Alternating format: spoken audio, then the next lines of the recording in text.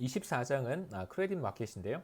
크레딧 마켓은 우리가 여러 가지로 번역해 볼 수 있어요. 저는 개인적으로 자본시장이라고 하는 표현을 더 좋아하고요. 조금 더 정확하게 직역을 하자면 신용시장이 직역이고, 다른 교재들에서는 대부시장이라고 부르기도 합니다. 대부. 네. 대부시장 쪽 그런가요? 여기서 대부라고 하는 말은 제가 한자를 잘 몰라서 예, 론어블 펀드라고 부르는데요. 그러니까 론이라고 하는 거 아시죠? 론은 기본적으로 대출이잖아요. 대출금을 가리키는 이제 뜻인데 론. 이제 론어블 펀드라고 하면 그 대출을 할 수 있는 그런 자금 시장이라고 여러분 생각하시면 됩니다. 크레딧은 여기에서 신용을 가리키는 것이고요. 그래서 크레딧은 뭐 신용이 좋으냐 나쁘냐 뭐 이런 의미가 아니고 물론 그런 의미도 있습니다만 우리가 가계 신용이란 표현을 종종 쓰는데요. 가계 신용. 가계 신용은 어떤 가계가 뭐 금융시장에서 신뢰도가 얼마나 좋은지 이런 것을 가리키는 것이 아니고요. 가계 신용은 한 국가 경제 내에서 가계 부문이 얼마만큼의 대출을 했는가를 보여주는 지표입니다. 대출 총계예요. 대출 총계. 대출 총계. 가계 부문의 뭐 기업 부문도 있고 우리가 크게 가계 부문, 기업 부문으로 구분을 하잖아요. 정부 부문 크게 구분을 하자면 대출 총액입니다. 그래서, 신용이라고 하는 것은 대출을 가리키는 의미라고 받아들이시면 돼요. 그래서 크레딧 마켓은 대출을 원하는 사람은 대출을 받고 그 다음에 대출을 해주고 싶은 사람은 또 대출을 해주는 그런 시장을 크레딧 마켓이라고 하는데 보통 그러니까 돈을 빌리고 빌려주는 그런 기능, 그런 단순한 어떤 경제적 거래만 이루어지는 것은 사실 아니에요. 왜냐하면 우리가 경제학 원론 후반부 거시경제 파트에서는 노동시장을 우리가 받고 23장에서 이어서 사실 이제 자본시장을 봐야 되는데 자본시장이라고 또 이야기를 하기에는 이게 조금 자본시장의 어떤 더 큰 그림을 24장에서 보여주고 있는 것은 아니기 때문에 사실 자본시장이라고 부르기도 조금 애매한 측면도 있습니다만 저는 사실 자본시장이라고 보는 걸 더 개인적으로 선호하고요. 여러분들은 크레딧 마켓의 어떤 구체적인 표현은 뭐 대부시장 혹은 신용시장이라고 부른다라고 기억하셨으면 좋겠습니다. 제 개인적으로 크레딧 마켓을 자본시장이라고 저는 보는 거고요. 어, 우리말로 되어 있는 경제학 원론 교과서라든가 그 다음에 이제 경제학 원론을 강의하시는 또 다른 분들은 이 시장을 딱 신용시장과 대부시장에 국한해서 설명하는 경우가 많기 때문에 저는 이제 그 바운더리를 넘어가는 것이 조금 여러분들한테 도움이 되진 않을 것 같아요. 저는 저도 이제 제 나름대로 거시경제를 이해하고 스터디하는 방식이 있는데 저는 이제 크레딧 마켓을 자본시장의 관점에서 봅니다. 금융시장도 포함되어 있는 더 큰 의미의 이제 자본시장 관점에서 보는데 왜 제가 그렇게 보는지를 이제 24장을 보면서 그때그때 말씀을 드릴게요. 24장에서는 기본적으로 크레딧 마켓이 무엇인지, 신용시장이 무엇인지에 대해서 우리가 한번 살펴보려고 하고요. 제가 크레딧 마켓을 가급적 신용시장이라고 부르겠습니다. 자본시장이라고 부르고 싶지만 또 여러분 헷갈리시면 안 되니까요. 신용시장이라고 부르겠습니다. 신용시장이라고 하는 것은 이제 대출을 원하는 시장 참가자들이 있을 것이고요. 그러니까 돈을 빌리려고 하는 사람들, 그 다음에 돈을 빌려주려고 하는 사람들이 이제 만나는 곳이 크레딧 마켓인데 노동시장의 수요 공급에서와 마찬가지로 우리가 크레딧 마켓에서도 수요와 공급 곡선을 각각 도출을 하고 크레딧 마켓 균형이 무엇인지 한번 생각해 보도록 하겠습니다.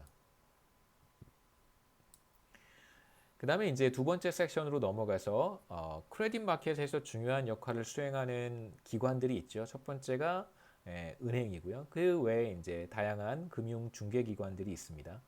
그러니까 Financial Intermediaries라고 하는 것을 우리가 이건 금융 중개가 Financial Intermediation이고요.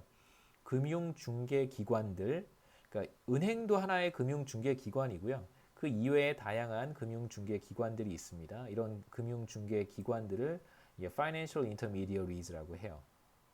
그래서 금융 중개 기관입니다.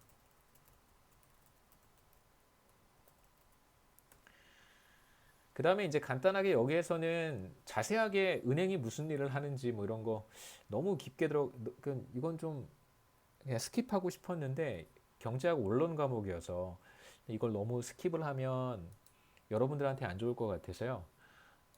사실은 저도 이렇게 막 깊은 지식이 있는 것은 아닙니다. 뭐 한국은행에서 일한 경험밖에 없기 때문에 사실 시중은행이 어떤 식으로 영업을 하는지 저는 구체적으로 잘 모르고요. 이렇게 대략 하나의 이제 경제를 구성하는 하나의 이제 오거나이제이션으로서 어떤 활동을 하는지는 물론 알지만 그 안에 내부적으로 은행이 도대체 무슨 일을 하고 이런 구체적인 것까지는 잘 몰라요. 그러니까 은행 직원이 알고 있는 수준, 본점 직원이 알고 있는 수준의 지식을 제가 가지고 있지는 않습니다만 간단하게 제가 은행의 대차대조표 밸런스 쉿이라고 하는데요. 우리은행의 대차대조표를 제가 간단하게 정리를 해서 은행이 대차대조표만 보면 은행이 이제 무슨 일을 하는지 대충 알 수 있죠, 그렇죠? 예. 구체적으로 뭐 영업 이익을 어떻게 내는지는 사실 잘 모르지만 뭐 어떻게 대출을 은행도 사실은 돈을 빌리는 어, 기관 중에 하나잖아요. 빌려주는 역할만 하는 게 아니라 예금자들로부터 이제 예금을 수취하는 것이 사실 돈을 빌리는 것입니다. 뭐 그런 기능도 하니까 간단하게 보고요. 그래서 크레딧 마켓이 무엇인지 우리가 생각하기 전에 간단한 예를 한번 생각해 보겠습니다. 그래서 만약에 여러분이 매우 좋은 사업 프로젝트가 있어요. 그래서 이 프로젝트를 시작하고 싶은데 여기 교과서에 의해서는 택시하고 리무진 회사고요. 모든 자동차는 100% 배터리로 운행이 됩니다. 뭐 일종의 뭐 전기 자동차 뭐 이런 거라고 할 수 있겠죠. 근데 이 사업을 시작하기 위해서는 50만 달러가 필요합니다. 뭐 우리 돈으로 대략 뭐한 6억 7억 원 정도의 사업 자금이 필요한데요. 어떻게 하면 이러한 사업 자금을 조달할 수 있을까요? 펀드레이징을 어떻게 할 수 있을까? 자, 이제 돈을 빌리는 사람이 되는 것이죠. 펀드레이징을 하기 위해서는 이제 돈을 빌리는 사람이 되어야 됩니다. 실제로 이제 한국에서도 그렇고 전 세계적으로 매년 뭐 셀 수 없이 많은 사업체들이 혹은 사람들이 새로운 사업을 시작하거나 기존의 사업을 확장하기 위해서 이제 돈을 빌립니다. 마찬가지로 기업만 그렇게 하는 것이 아니고요. 뭐 엔트레프레니어가 이제 뭐죠? 뭐라고 하죠? 갑자기 생각이 안 나는데 어, 기업가 정신을 가진 사람들 뭐 이런 뜻이겠죠, 그렇죠? 예. 그 다음에 이 사람들뿐만이 아니라 소비자들도 가계 부문에서도 집을 사거나 혹은 자동차를 구입하거나 혹은 상당히 많은 비용이 들어가는 목돈이 들어가는 그런 내구재, 가전제품 같은 것들이겠죠. 이런 것들을 장만할 때 뭐 일시불로 지급하는 경우도 있지만 뭐 신용카드 뭐 할부를 사용한다든가 뭐 3개월 할부, 6개월 할부 이렇게 분할 상환을 하게 되는 그런 금융 거래를 선택하는 소비자들도 많이 있습니다. 그렇기 때문에 빌리는 행위라고 할 수 있겠죠. 뭐 신용카드, 크레딧 카드가 기본적으로 빌려서 크레딧 카드가 그거잖아요. 빌리는 카드잖아요. 신용카드라고 우리가 번역하지만 일단 결제하는 순간 신용카드 회사로부터 돈을 빌려서